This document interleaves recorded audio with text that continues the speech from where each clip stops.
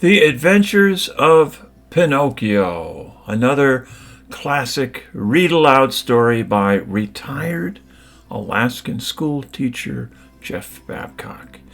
We began our story on Tuesday, May 5th, 2020. Today, Thursday, May 7th, I will read to you Chapter 3.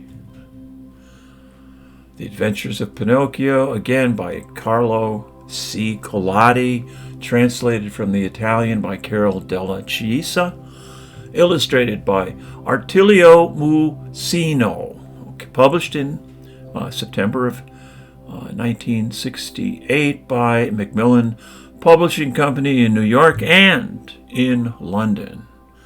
Okay, Chapter 3.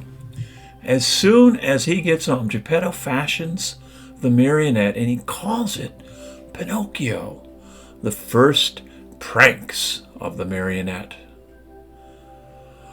Well, little as Geppetto's house was, it was neat and comfortable. It was a small room on the ground floor with a tiny window under the stairway. The furniture could not have been much simpler, though. A very old chair, rickety old bed, and a tumble-down table.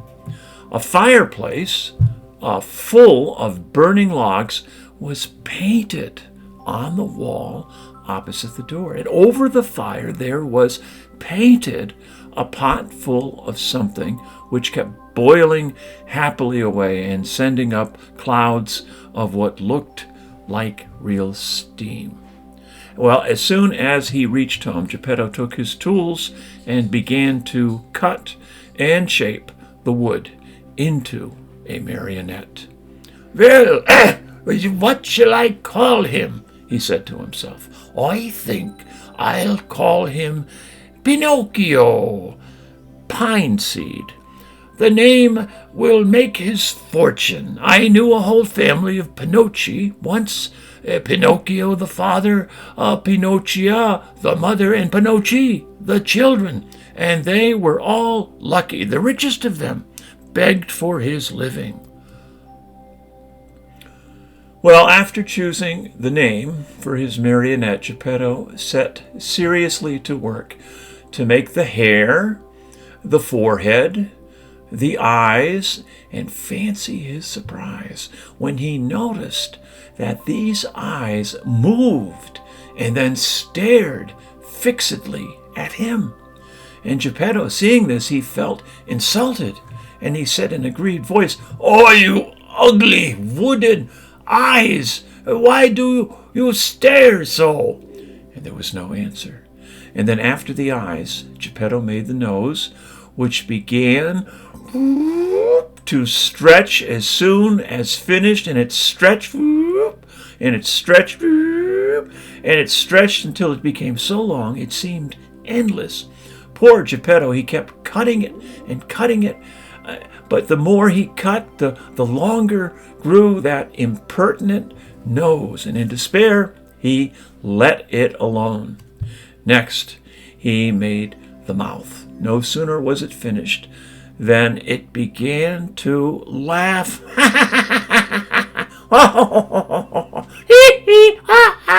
and poke fun at him. "Oh, you stop laughing," said Geppetto angrily. But he might as well have spoken to the wall. "Stop laughing, I say," he roared in a voice of thunder. "Stop!" The mouth stopped laughing, but it stuck out a long tongue.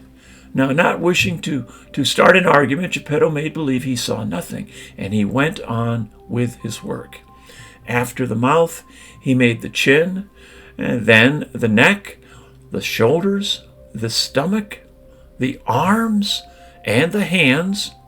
And as he was about to put the last touches on the fingertips, Geppetto felt his wig being pulled off. And he glanced up, and what did he see? His yellow wig was in the marionette's hand. "Pinocchio, give me back my wig!" But instead of giving it back, Pinocchio put it on his own head, which was half swallowed up in it, And at that unexpected trick, Geppetto became very sad, oh, and downcast, more so than he had ever been before. "Oh, Pinocchio, you wicked boy," he cried out.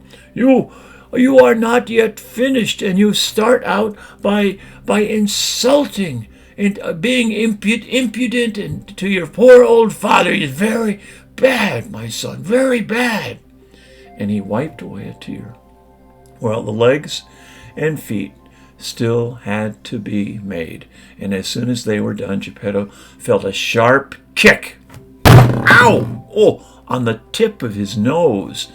Oh, I deserve it," he said to himself. "I should have thought of this before I made him. Oh, now it is too late."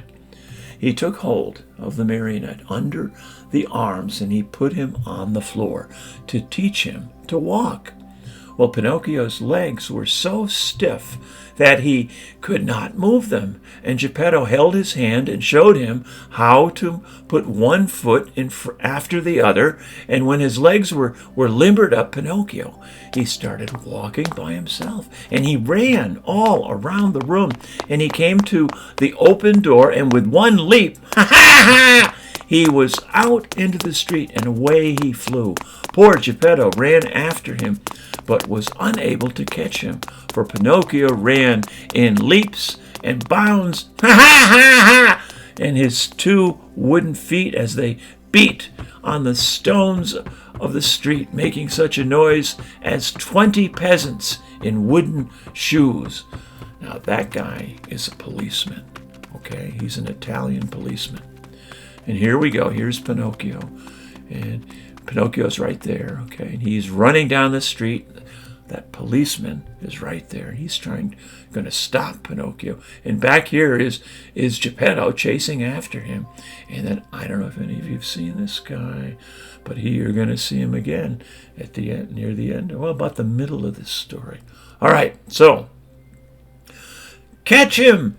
Catch him! Geppetto kept shouting, but the people in the street, seeing a wooden marionette running like the wind, they stood still to stare and ha-ha, ho-ho, ho-ho, until they cried. And at last, by sheer luck, a carabiner, a military policeman, happened along, who, hearing all the noise, thought it might be a runaway colt. So he stood bravely in the middle of the street with his legs wide apart, firmly resolved to stop it and prevent any trouble. Well, Pinocchio saw the carabiner from afar, and he tried his best to escape between the legs of the big fellow, but without success. The carabiner grabbed him by the nose. It was an extremely long one and seemed made on purpose for that very thing, and he returned him to Mastro Geppetto. Well, the little old man wanted to pull Pinocchio's ears. Think of how he felt when, searching for them, he discovered that he had forgotten to make them. All he could do was to seize Pinocchio by the back of the neck and take him home. And as he was doing so, he shook him 2 or 3 times and said to him angrily, "We're going to go home now, and when we get home, then we'll settle this matter."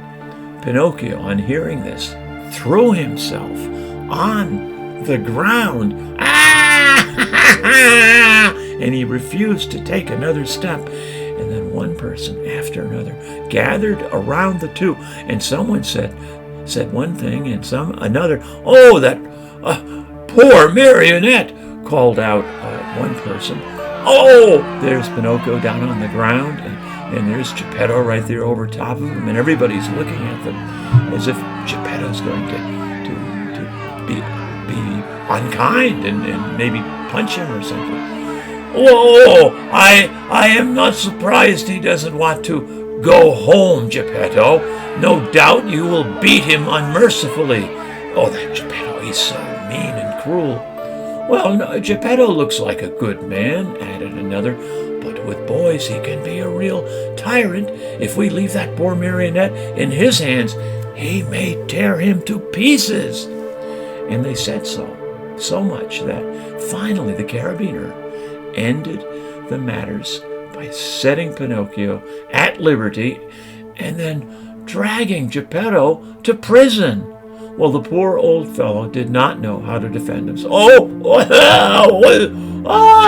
And he wept and wailed like a child, and he said between his sobs, "Oh, you ungrateful boy!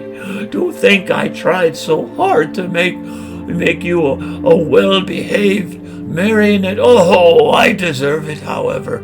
I should have given the matter more thought." Oh.